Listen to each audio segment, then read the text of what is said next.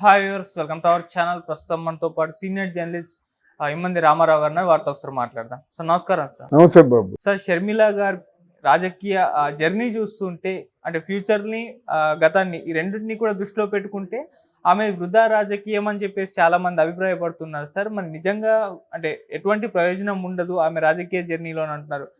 ఈ కాంటెస్ట్ని మీరు ఏ విధంగా చూస్తారంటారు సార్? ఇది నిజమేనా, ఆమె వృధా రాజకీయమేనా, లేకుంటే ఆమెకి ఏమన్నా భవిష్యత్తు ఉందంటారా? మీ ఒపీనియన్ ఏంటి సార్? రాజకీయాలు రెండు రకాలుగా ఉంటారు. రాజకీయ నాయకుడు అన్నవాడు ప్రజల్లో ఉండి ప్రజల కష్ట సుఖాలు తెలుసుకొని ప్రజలకు సేవ చేద్దామని అనుకున్న రాజకీయ నాయకులు కొంతమంది ఉంటారు. ఓకే, అర్థమైందా? ఆవిడ గోల్డెన్ స్పూన్తో పుట్టింది, పెరిగింది, పెద్దదైంది. నేను రాజశేఖర రెడ్డి పెట్టినంది బాగుంది, అంతవరకు బాగుంది. మంచి ఉపన్యాసం ఇవ్వకూడదు. ఏదో మనం అనుకున్నట్టుగా అందరూ అనుకునే కదా ఆవిడ కాంగ్రెస్ అధ్యక్షురాలు పదం అంటే చిన్నది కాదు కదా. కాంగ్రెస్ ఈ దెబ్బతో ఆ కోమా స్టేజీలో ఉన్న కాంగ్రెస్ కాస్త బతికి బట్ట కడుతుంది అనుకునే తరుణంలో మొదటి ఉపన్యాసాలు బాగానే ఉన్నాయి. ఆ పక్కని వైఎస్ రాజశేఖర రెడ్డి గారికి ఆత్మ అనిపించుకునే కేపీ రామచంద్రరావు, తులసిరెడ్డి, రఘువీరారెడ్డి ఇంకా మిగతా ప్రముఖులందరూ కూడా ఆవిడ సాయపడ్డారు. కొంత దూరం వచ్చాక వైఎస్ షర్మిల గారి తాలూకు రాజకీయం కుటుంబ రాజకీయం అయిపోయింది, వ్యక్తిగతమైన రాజకీయం అయిపోయింది. తర్వాత ఆవిడ బాధ్యతని ఆవిడ మర్చిపోయింది, అసలు ఆంధ్రప్రదేశ్నే మర్చిపోయింది. ఆవిడ తెలియకుండా ఇన్ని నేరాలు చేసింది. నీ అన్నయ్యకి నీకు గొడవలు ఉంటే మాకెందుకమ్మా? నీ అన్నకి మాకు ఏదో ఆస్తులు, మీకును ఆస్తులు తగాదాలు ఉంటే మాకెందుకమ్మా? అరే, పూర్తిగా సజీవంగా నిర్జీవంగా ఉన్నటువంటి ఆంధ్రప్రదేశ్లో కాంగ్రెస్ని బతికించమని నిన్ను పంపించినట్టయితే ఆంధ్రప్రదేశ్లో ఒకసారి ఎక్కడ క్యాంపెయిన్ చేసిన పాపాన పోలేదు. నువ్వు పులివెందులకే కట్టుబడి ఉన్నావంటే ఎందుకు? నీకు పార్టీకి మెయింటెనెన్స్, అధిష్టానం తాలూకు ఫండింగు, ఇవన్నీ ఏం చేసినట్టు? ఎవరిని గెలిపించినట్టు? కొన్ని నువ్వేనెందుకు గెలవలేదు? గెలవకపోతే నువ్వు ఎక్కడ గెలవగలుగుతావో ఆలోచించుకొని ఒక పార్టీ ఎక్కడో ఇదే కానీ మాకు నియోజకవర్గాన్ని ఎంపిక చేసుకొని అక్కడ పోటీ చేస్తే రాజశేఖర రెడ్డి గారి తాలూకు బిడ్డ అనేటువంటి సానుభూతిని గెలిపించేవారు కదా. అందువల్ల మీకేంటంటే యుద్ధంలో ఓడిపోయినట్టయితే, రాజు ఓడిపోయినట్టయితే మొత్తం సైన్యం అంతా ఓడిపోయినట్టే. ఆ సైన్యంలో ఎంతటి వీరాధి వీరులున్నా సరే, అందరికీ సమాధానం చెప్పగలిగినటువంటి సైనికులు ఉన్నా సరే, రాజు ఓడిపోయాడు, రాజ్యం ఓడిపోయింది. అంటే రాజు ఓడిపోతే రాజ్యం ఓడిపోయినట్టే. ఇక్కడ రాజ్యం ఏది? కాంగ్రెస్ పార్టీ ఓడిపోయినట్టే కదా. ఇప్పుడు ఆంధ్రదేశంలో కాంగ్రెస్ పార్టీ గురించి ఎవరైనా ఆలోచిస్తున్నారా?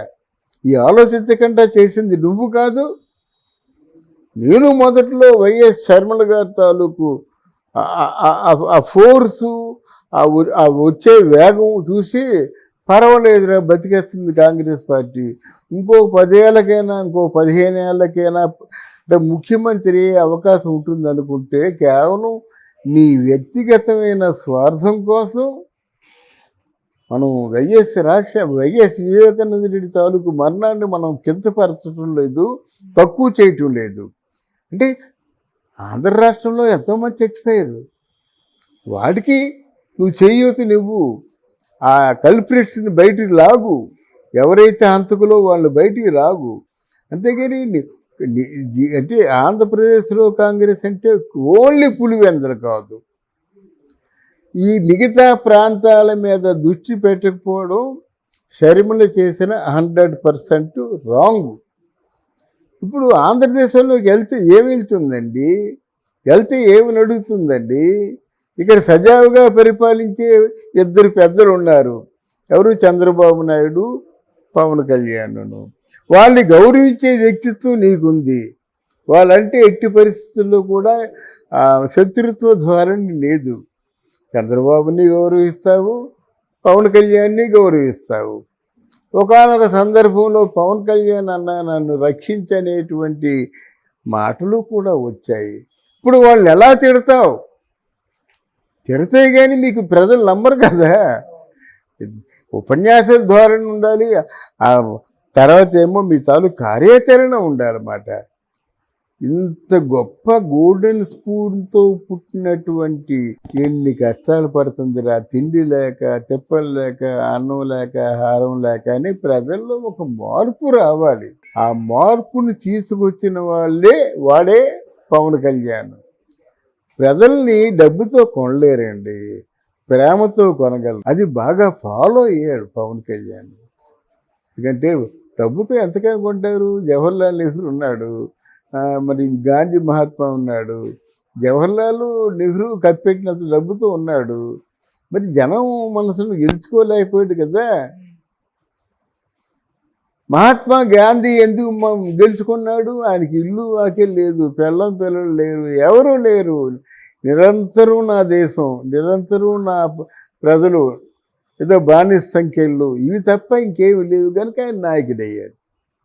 నెహ్రూ ఆయనకు వచ్చినటువంటి పదవిని అందిపుచ్చుకొని ఎన్నో ప్రణాళికలు, అందులో పంచవర్ష ప్రణాళిక ఒకటి గొప్ప ప్రణాళిక, ఎన్నో బ్యారేజీలు, నాగార్జున సాగర్లు, ప్రకాశ్ బ్యారేజీ, అప్పుడు సర్ ఆర్థర్ కాటన్ చేత ఏమో రాజమండ్రి బ్యారేజీ, ఇటువంటి దీర్ఘకాలిక ప్రయోజనాలున్న పనులు చేశాడు. కాబట్టే 18 ఏళ్ళు నిరాకంఠంగా ప్రధానమంత్రి అయ్యాడు. ఆ పని నువ్వు చేస్తున్నావా? ఎవరైనా చేస్తున్నారా? తర్వాత ఏంటంటే ఇప్పుడు ఎలా ఉందండి, ఆ రోజుల్లో బ్రిటిష్ వాళ్ళు నాయకుడన్నా లేదు, మహాత్మా అన్నా లేదు, ఎవరన్నా లేదు, మక్కలు ఎరగొట్టడమే. జవహర్లాల్ నెహ్రూని కూడా చెద్దగొట్టిన రోజులు ఉన్నాయి. అన్ని కష్టాలు పడ్డారు కాబట్టే వాళ్ళని ప్రజలు నాయకులుగా గుర్తించి ఓటు వేసి గెలిపించి 18 సంవత్సరాల పాటు ప్రధానమంత్రిగా వాళ్ళు ఆశీర్వదించారు. నువ్వేం చేశావు? చెడ్డం ఒకటే రాజకీయం అనుకుంటున్నావా? మీ అన్నయ్య సంస్కారం బట్టి మీ అన్నయ్య మాట్లాడతాడు, నీ సంస్కారం బట్టి నువ్వు మాట్లాడతావు. What about the public? నువ్వు కానీ మీ అన్నయ్య కానీ ఏమైనా చేశారా? ఇప్పుడు వచ్చి ప్రజల ముందుకు వచ్చి ఏం మాట్లాడుతుందండి? అంటే ఆ తెలుగుదేశం పార్టీని ఇక్కడ జనసేన పార్టీ దుర్మార్గులు, దుష్టులు పరిపాలన చేయడం చేతగాకు కాంగ్రెస్ పార్టీకి ఒక అవకాశం నడుద్దా? అడిగితే ఊరుకుంటారా? అందువల్ల వైఎస్ షర్మిల తాలూకు రాజకీయ ప్రస్థానం వృధా ప్రస్థానం.